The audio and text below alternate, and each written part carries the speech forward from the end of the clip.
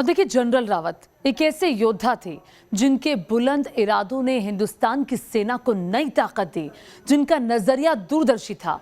वो हिंदुस्तान की तीनों सेनाओं को इतना ताकतवर बना देना चाहते थे कि दुश्मन कभी सपने में भारत की तरफ निगाहें डालने की सोच भी ना सकता था। वो सैन्य साजो सामान के मामले में भारत को आत्मनिर्भर बनाने की वकालत करते थे।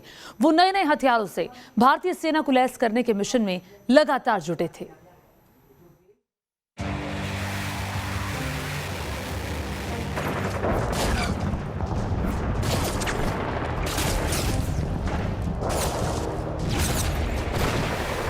रूस के घातक हथियार S-400 से भारतीय सेना की ताकत बढ़ाना, फ्रांस के खतरनाक फाइटर जेट राफेल को भारतीय सरजमीन पर लैंड करवाना, या फिर इंटेलिजेंस को मजबूत करने के लिए अमेरिका से डिफेंस डील करना।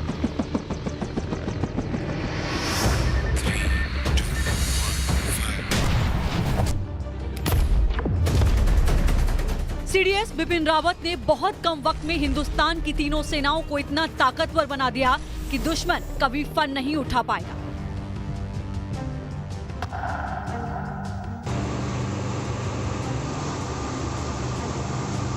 जनरल बिपिन रावत के सीडीएस रहते हुए हिंदुस्तान के आसमान में राफेल की गर्जना सुनाई दी। 29 जुलाई 2020 को फ्रांस से 5 राफेल भारत को मिले। सीडीएस बिपिन रावत के इरादे बुलंद थे। वो दुश्मन की हर चाल को भांपने में माहिर थे। तो चीन से मिल रही चुनौतियों को ध्यान में रखकर भारतीय सेनाओं को जंगी हथियारों और साजो सामान से लैस करने के मिशन में लगे।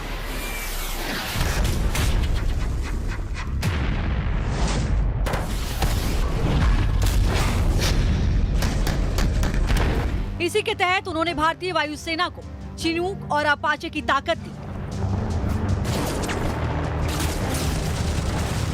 27 मई 2020 में अमेरिका से मिले 15 चिनूक हेलीकॉप्टर भारतीय वायुसेना के बेड़े में शामिल किए गए,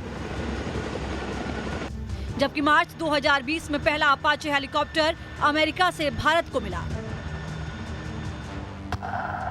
वहीं 27 अक्टूबर 2020 को भारत और अमेरिका के बीच बेकर एग्रीमेंट हुआ, जिसके तहत दोनों मुल्कों की सेना एक दूसरे के साथ इंटेलिजेंस की जानकारी शेयर करेगी।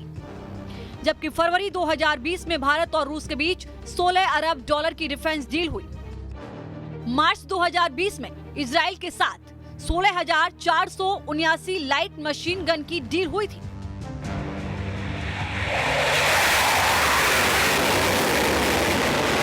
रूस से मिलने वाली जंगी हथियार S-400 की डील पर भी भारत बिपिन रावत के सेना प्रमुख रहते आगे बढ़ा।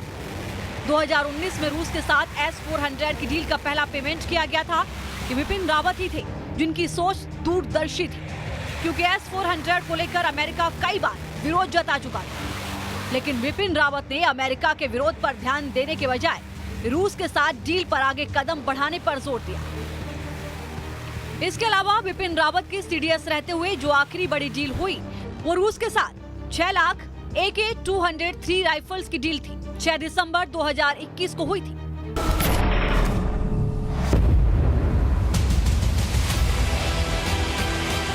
सीडीएस रावत एक तरफ जंगी हथियारों की हुंकार से भारतीय सेनाओं को ताकतवर बनाने के मिशन में लगे थे, तो दूसरी ओर वो ऐसी तकनीक पर भी जोर देते रहे जिसके दम पर अपने दुश्मनों के दांत खट्टे किए जा सके।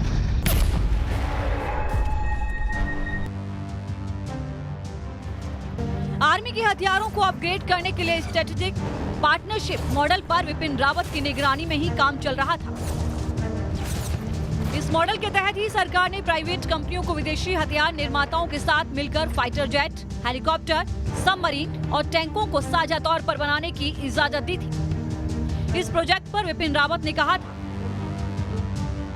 ये सशस्त्र बलों को आधुनिक बनाने में मदद करेगा। हमें धीरे धीरे अपने टैंकों को बदलने के बारे में सोचना होगा। अपने कुछ पुराने सिस्टम को अगले 7 से 8 साल में बदलना होगा।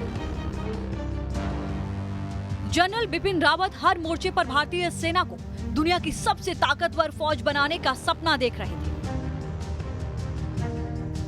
इसी मोर्चे पर एक चुनौती है साइबर युद्ध से निपटना। इसके लिए विपिन रावत लगातार ऐसी तकनीक विकसित करने पर जोर देते रहे जिसके दम पर भारतीय सेना साइबर अटैक को नाकाम कर सके। विपिन रावत का हमेशा जोर रहा कि भारतीय सेना के पास एडवांस सर्विलांस सिस्टम की ताकत हो ताकि हिंदुस्तान की तरफ उठती हर नापाक निगाह को ध्वस्त किया जा सके। जनरल विपिन रावत चीन से मिल रही चुनौती को लेकर बेबाक राय रखते थे। जिस तरह चीन लगातार भारत के खिलाफ बारूदी चाल चल रहा है, उससे निपटने के लिए विपिन रावत की सोच थी कि भारत को एक यूनिफाइड सिक्योरिटी सिस्टम बनाने की जरूरत है।